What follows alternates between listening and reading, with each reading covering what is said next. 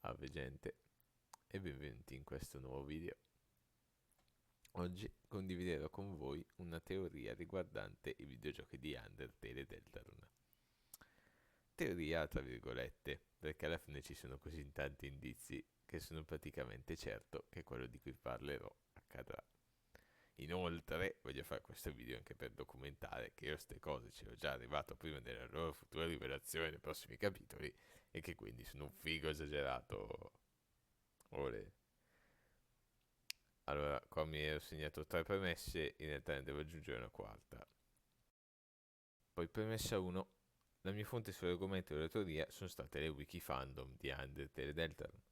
Per completezza, vi segnalo anche che alcune mie idee potrebbero essere state involontariamente influenzate da video che ho visto diversi anni fa sull'argomento, quindi in particolare video degli youtuber Two Left Thumbs e Merg, o Merge, non so come si pronunci, così come dalla blind run di Deltarune di Seidonia. Basta. Questo è tutto ciò da cui ho preso informazioni. Quindi qualunque cosa non sia presente lì ma non sia nella mia teoria l'ho pensato io. Se è contenuto anche in teoria del terrore è una coincidenza. Premessa 2. Non sempre in questo video le immagini che userò saranno strettamente legate all'argomento. Scusate, perché anche se Undertale e Delta non sono giochi pixelosi in 2D, ci sono comunque diverse cose che mi inquietano un po', ecco. Se volete vederle tanto basta cercare su Google. Premessa 3. Per capire quello di cui parlo in questo video dovreste perlomeno conoscere già i personaggi e gli elementi principali sia di Undertale che di Deltarune. Quindi vi consiglio di andare a guardare il gameplay del percorso pacifista di Undertale e di quello normale dei primi due capitoli di Deltarune, se non l'avete già fatto. Ma spero per voi che li conoscete già, perché altrimenti ci vorrebbe parecchio tempo prima di poter vedere questo video. A meno che non vi vada bene sentirmi parlare senza sapere le cose. Cioè, comunque ci sta. Cioè, me l'ho segnato nella traccia, poi l'ho cancellato. Però comunque lo dico lo stesso. Diario di un guerriero, non so se avete presente, è una serie di libri di Minecraft che io ho iniziato dal 2. L'ho letto, l'1 l'ho letto solo dopo il 2.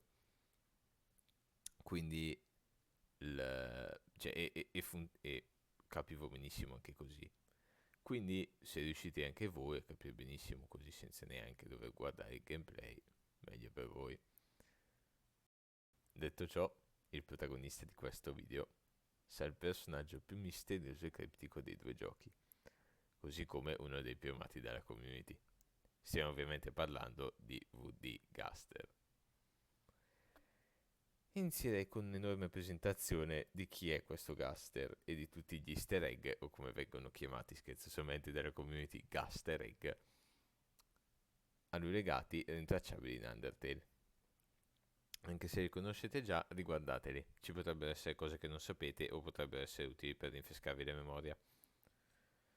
VD Gaster, il cui nome completo con ogni probabilità è Wingding Gaster, ossia una fusione dei nomi dei font Wingdings e Aster, era lo scienziato reale precedente a Alphys, citato nel gioco solo brevemente fuori dai Gaster Egg come creatore del core e proprietario del laboratorio Genovina sotto quello di Alphys, quello dove Alphys tiene gli amalgameti, insomma.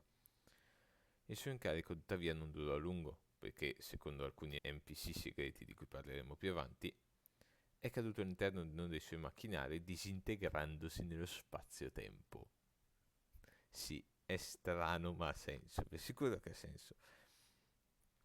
Ora vi devo introdurre il concetto di fan value. In Undertale il fan value è un numero generato randomicamente che cambia ogni volta che si salva e va da 0 a 99. Se in specifiche stanze ci si ritrova con uno specifico numero, però, ci si ritroverà davanti a un evento segreto.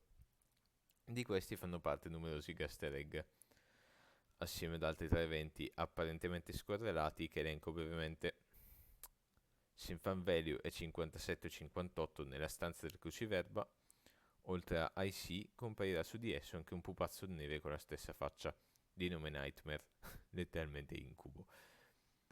Se in fan value è tra 46 e 50 nella stanza della stazione di controllo di cartone di Papyrus, qualunque stanza questa sia, Alphys chiama il giocatore per ordinare una pizza. così.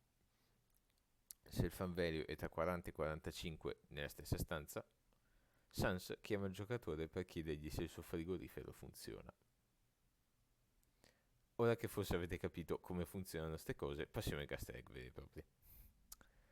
Nella stanza del traghettatore, se il fan value è tra 2 e 39, qualcuno telefona al giocatore e gli chiede se può parlare a una persona di cui pronuncia solo l'iniziale G, molto probabilmente Gaster, per poi accorgersi che ha sbagliato numero e intonare la canzone del numero sbagliato. Se il fan value è 65 e Papyrus è stato sconfitto, passando da una specifica stanza che non ho capito a quella di sopra, c'è il 50% di possibilità di ritrovarsi nella Sound Test Room.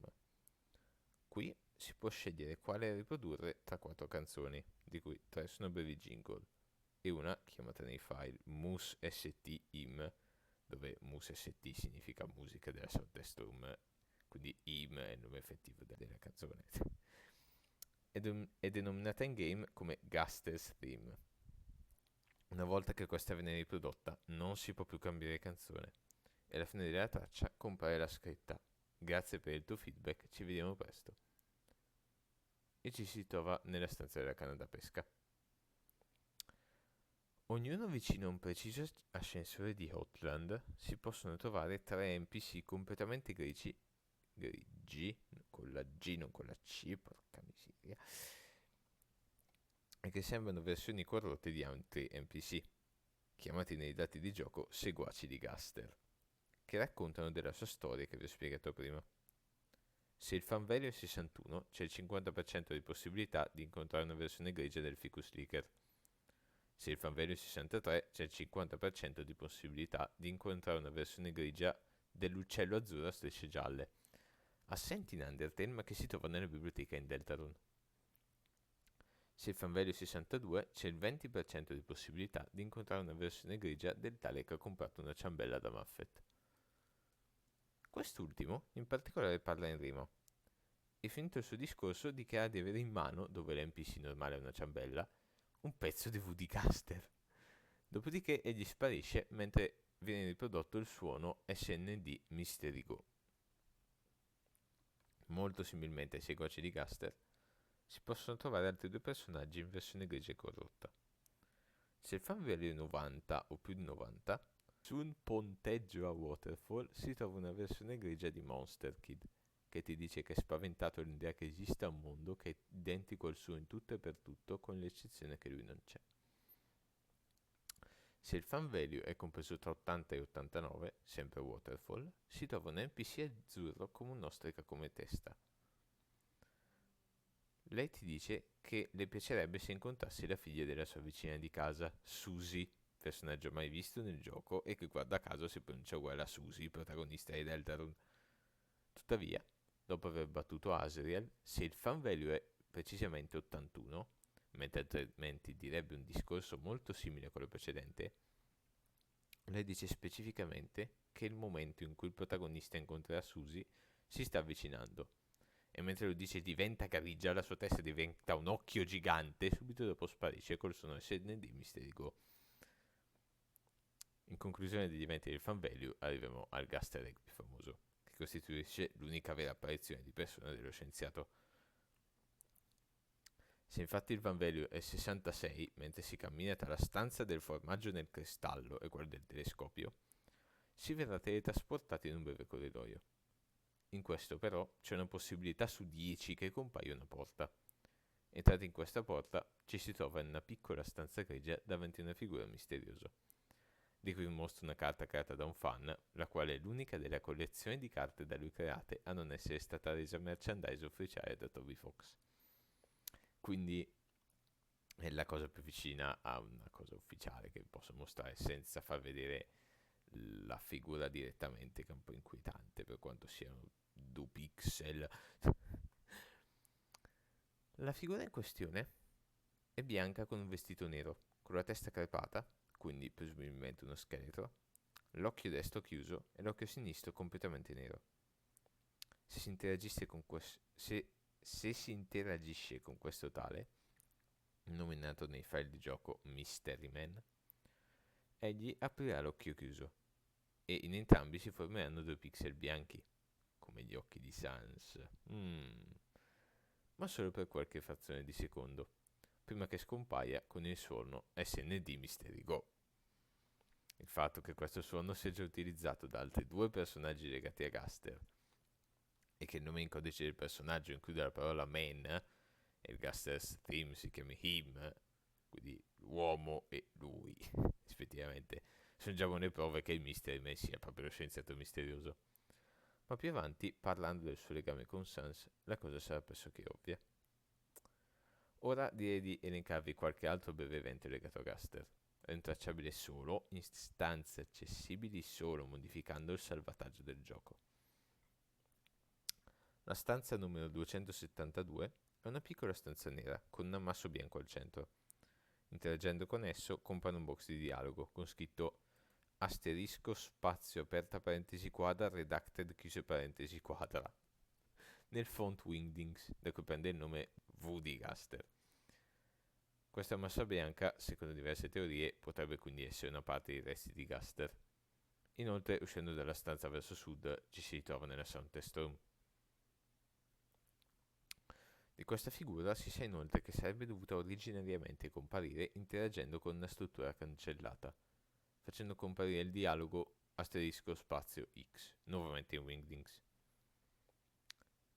Entrando nella stanza 264, la schermata diventa completamente nera, mentre un testo in Wingdings, che adesso vi riporterò per intero sia in inglese che in italiano, compare tremando sullo schermo mentre viene riprodotto il ronzante e contorto suono Moose Smile, che in realtà è la risata di Muffet rallentata del 1000% e al contrario, per qualche motivo.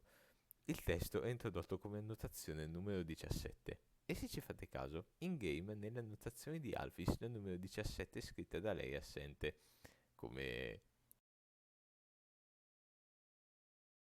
è rintracciabile solo nei dati di gioco, quella di Alphys ma esiste ed è assolutamente normale. E dopo aver mostrato il testo il gioco crasha. Il testo dell'annotazione numero 17 di Gaster è annotazione numero 17. Buio, più buio, ancora più buio. L'oscurità continua a crescere. Le ombre tagliano più in profondità. Letture dei fotoni negative. Questo prossimo esperimento sembra molto, molto interessante. Cosa ne pensate voi due? Molto interessante, sì, ma ci arriveremo. La stanza numero 123 doveva essere presumibilmente collocata prima di quella con l'uccello giallo che ti trasporta in volo. Essa è composta di una breve strada dritta, con in mezzo un cespuglio con due versori dello stesso NPC nascosti all'interno. Mentre uno di esse parla di come l'NPC sia un cacciatore di insetti, l'altra chiede al giocatore di, cito testualmente, fare qualcosa riguardo al suo amico col sorriso inquietante. Dato che il suono della notazione 17 si chiama Moose Smile, è implicito che questo amico sia Gaster, in qualche modo comparso dietro il protagonista,